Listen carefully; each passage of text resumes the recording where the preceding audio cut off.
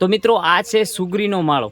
એક ચકલી જેવડું નાનકડું પક્ષી આવે છે અને પોતાની અદ્ભુત શક્તિથી ભગવાને આપેલી જે અદ્ભુત શક્તિ છે એનાથી પોતાના ઘરનું નિર્માણ કરે છે. તમે જોઈ શકો છો અહીં જે બાજરીનો પાક છે એના નાના નાના તણખલા લે અને પછી એને ગૂંથી અને પછી પોતાનું ઘર બનાવે છે. તો મિત્રો આ તો બધાને ખબર છે, કદાચ ગામડામાં રહેતા હશે એમને બધાને ખબર હશે, પણ આજે મારે તમને એક અલગ જ વાત કરવી છે એના વિશે કે મિત્રો આ જે સુગરીનો માળો છે ને એ અધૂરો છે, પૂરો નથી. આમાં ઘણું બધું કામ બાકી છે. જેણે જોયો હશે ને આ અધૂરો માળો છે. કદાચ કોઈ પવન આવ્યો હશે, કોઈ વાવાઝોડું આવ્યું હશે ને એનો આ માળો તૂટી ગયો હશે. તો એ પક્ષીમાંથી આપણને શું શીખવા મળે છે એ તમને આજે મારે વાત કરવી છે કે જ્યારે માણસ થોડો ઘણો થાકી જાય કે પોતાનું કાર્ય પણ મહેનતથી કર્યું હોય અને છતાં એનું પરિણામ ના મળ્યું હોય ત્યારે નાસીપાસ થઈ જતો હોય છે અને એ પોતાનું કામ છોડી દે છે અથવા તો પેશન છોડી દે છે અને કોઈ બીજા કાર્યમાં લાગી જાય છે અને ક્યાંક ને ક્યાંક એ ઘણી જગ્યાએથી નિરાશ પણ થાય છે. પણ આ અધૂરો માળો કેટલો સમય લાગ્યો છે આની અંદર એને બનાવવા માટે, એક એક તણખલું ભેગું કરી અને પછી એને ગૂંથવાનું, એને કારીગરાઈથી કામ કરવાનું અને છતાં એક પવનનું ઝોકું આવે અને એનો આ માળો તૂટી જાય છે. તો મિત્રો શું આ ચકલીએ કામ બંધ કરી દીધું છે કે આ જે પક્ષી છે સુગરી છે એણે પોતાનું કામ બંધ કરી દીધું હશે?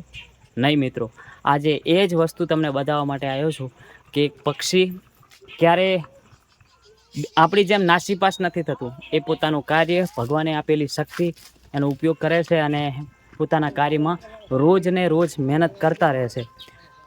આપણે એ કામને કદાચ મૂકીને બીજા કામે વળગી જઈએ છીએ, પણ તમે જોઈ શકો છો આ માળો તૂટી જવા છતાં પણ તમે આ જુઓ, આ બીજું એનું ઘર બનાવી નાખ્યું છે. અને મારે તમને આજે એ જ વાત કરવાની છે કે આપણે આ પક્ષીમાંથી કેટલું બધું શીખવાની જરૂર છે કે આટલી મહેનત કરી, તૂટી ગયું છતાંય એણે પોતાની મહેનત મૂકી નથી અને કામ કર્યું છે અને એનું આ પરિણામ છે. કદાચ આની અંદર એના બચ્ચા પણ હશે, સુરક્ષિત હશે, ઘણા બધા માળા છે, પણ તમને આ બધું આમાંથી શીખવા મળે છે. કુદરતની અદ્ભુત રચનાઓમાંથી નાના મોટા તકલીફો, નાની મોટી પ્રોબ્લેમના કારણે આપણે હારી જતા હોઈએ છીએ, ત્યારે આવા આસપાસ, આપણી આસપાસ રચાતી આ દુનિયાની અંદર કંઈક ને કંઈક શીખવા મળે છે. જો એક નાનકડું પક્ષી આપણને આટલું બધું શીખવાડી જતું હોય તો આપણે તો માણસ છીએ. અને એવું કહેવાય છે કે ભગવાને સૌથી મગજવાળું અને ઇન્ટેલિજન્ટ કોઈ બનાવ્યું હોય તો એ છે માણસને. અને માણસ જો હારી જાય તો પછી ક્યાં મેળ આવે? એટલે ક્યારે નાની મોટી તકલીફ આવે ત્યારે હારી ના જવું જોઈએ, ક્યાંક ને ક્યાંક કોશિશ કરતા રહેવું જોઈએ. ક્યાંક નિષ્ફળતા પણ મળે, ક્યાંક સફળતા પણ મળે, પણ મહેનત જે કરે છે એને સફળતા જરૂર મળે છે. તો થેન્ક યુ સો મચ.